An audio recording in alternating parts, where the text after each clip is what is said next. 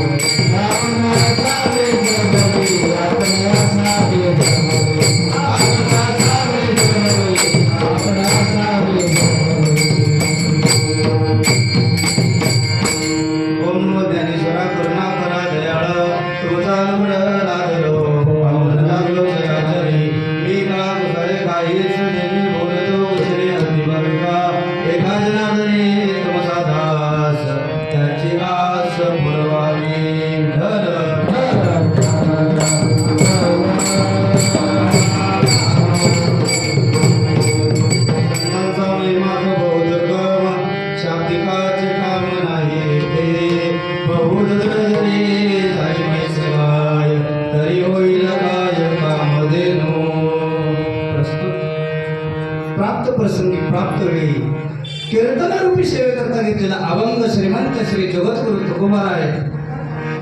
तुकोबारायाच्या गाथ्यातील 3 चरणाचा अभंग आजच्या ह्या कीर्तन रूपी सेवेसाठी निवडला म्हणजे घेतला उपस्थित केला. कारण आजची ही सेवा 4थ्या दिवसाची, बरोबर महाराज? कारण आपल्या कीर्तन आपल्या सप्ताहामध्ये उत्तर अर्ध म्हणजे आजचा दिवस हा उत्तर अर्धाचा आणि उद्यापासून जो चालू होतो तो पूर्व अर्ध चालू, म्हणजे पहिले 4 दिवस हे उत्तर अर्ध असतात आणि पुढचे 4 दिवस हा पूर्व अर्ध असतो. म्हणून आता उत्तर अर्धाची सेवा म्हणजे आजची सेवा ही 4थ्या दिवसाची. खऱ्या अर्थाने ही सेवा महाराज माझी नव्हती, आमचे गुरुबंधू असणारे विंचू महाराज यांची होती. पण कालचे ही आमचे गुरुबंधू धनंजय महाराज शेळके ही काल उपस्थित राहिले नाही, त्याच्यामुळं विंचू महाराजांना काल यावं लागलं. आणि कर्मधर्म स्वयोगाने नवे मला वाटतं मागच्या 7 पिढ्याचं काहीतरी माझं पुण्य असावं आणि त्या पुण्याची काहीतरी पागुटी, म्हणून मला आज गोरवा काकाने त्यांच्या सेवेसाठी बोलवलं. विठ्ठल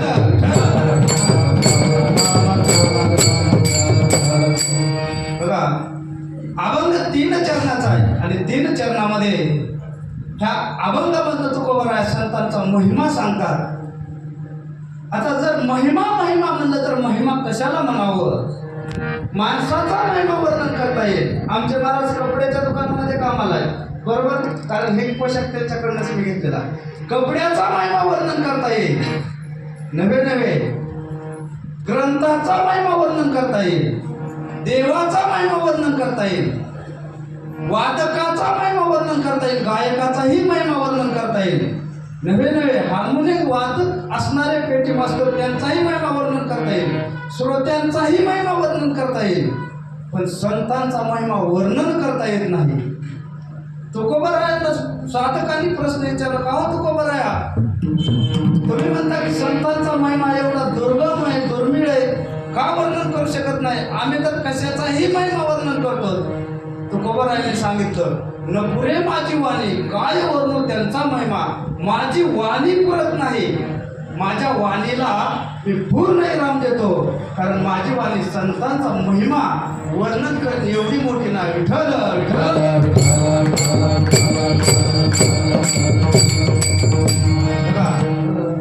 तुकोबरायांकडे बघायला गेलं तर आणू रेणू ठोकडा तुका आकाश आहे एवढा. आणू आणि रेणू, आपण आणू आणि रेणू बघितल्यात का? बघा, कोरोनाने वर्णन केलंय, आणू आणि रेणू एका सुईच्या टोकावरती 1000 आणू आणि 1000 रेणू बसतात. एवढे लहान तुकोबराया आणि नवे तुका आकाश एवढा. तुकोबराया आकाशा एवढेही देखील आहे. आता बऱ्याच जणांचं म्हणणं आहे की तुकोबराया गरीब होते. खरं सांगा, तुकोबराया गरीब होते का हो? ज्यांच्याकडं वाळवंट परिस करण्याची ताकद होती असे तुकोबराया. नवे ज्यांनी माती हातामध्ये घ्यावी आणि त्या मातीला सोनं व्हावं. म्हणजे जर का आपण लोखंड असतो आणि त्या लोखंडावर जर का परिस घासला तर त्या परिसाला त्या लोखंडाचं सोनं होतं, लोखंड विथळलं जातं आणि त्याच्यात सुवर्ण बाहेर येतं. तसं असणारे तुकोबराया परिस आहे आणि तुमचं आमचं जीवन हे लोखंडासारखं आहे. आपण जरी लोखंड असतो तरी तुकोबरायांचं जर का ग्रंथ आपण मुखाने घासले आणि घासलेले ग्रंथ आपल्यातून लोखंड वितळून सोनं झाल्याशिवाय राहत नाही. विठ्ठल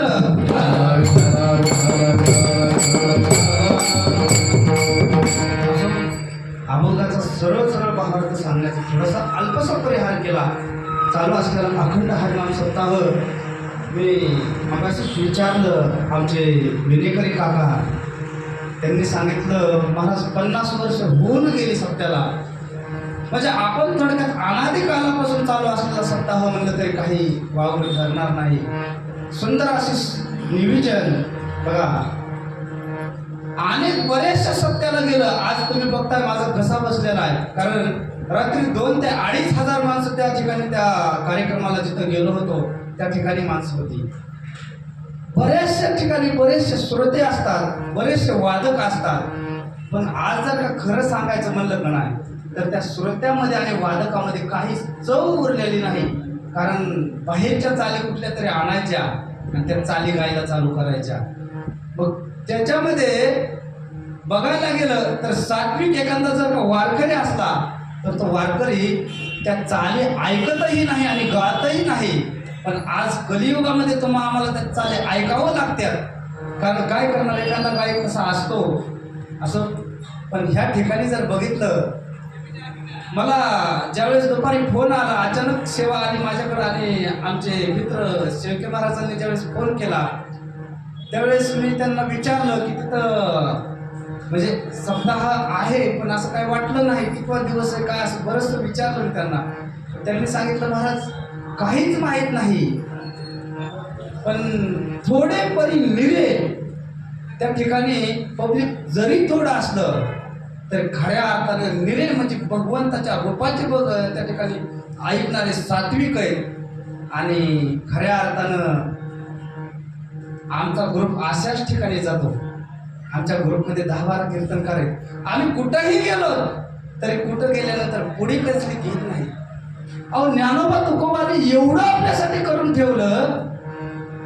गाठ्यामध्ये कुठे बाबा उल्लेख आलाय का तुकोबारायांनी 1000-500 रुपये कुणाला मागितल्यात? ज्ञानोबारायांनी ज्ञानेश्वरीमध्ये कुठं अशी एखादी ओवी दिली का की पैसे घ्या आणि परमार्थ करा, लोकांना ज्ञान द्या? अरे अज्ञानाला ज्ञान देणारे ज्ञानोबा आहेत. आणि तीच ज्ञानेश्वरी वाचून जर का आपण लोकांकडनं पैसे घ्यावं.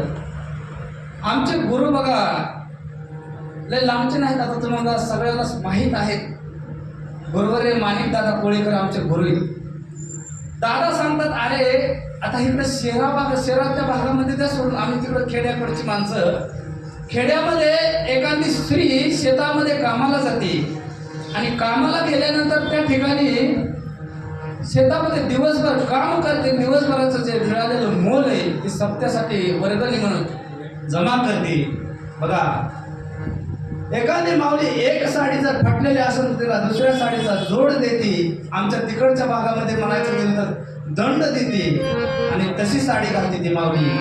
पण आपल्याकडं आलेलं द्रव्य, आपल्याकडं आलेलं पैसे त्या सप्ताहामध्ये देते. आणि त्या सप्ताहामध्ये दिल्यानंतर एखाद्या कुठल्या तरी महाराजांना बोलवून घ्यावं, त्यांनी 2 तास 1.5 तास आपल्याकडून काहीतरी सांगावं, आपल्याला पोटभर हसवावं आणि जाताना 10,000 रुपये घेऊन जावं. दादा म्हणतात अरे असं केल्यानं अरे ऐकणाराही नरकामध्ये जातो आणि सांगणारा हा डबल नरकामध्ये 60 पिढ्या त्याच्या नरकामध्ये गेल्याशिवाय राहत नाही.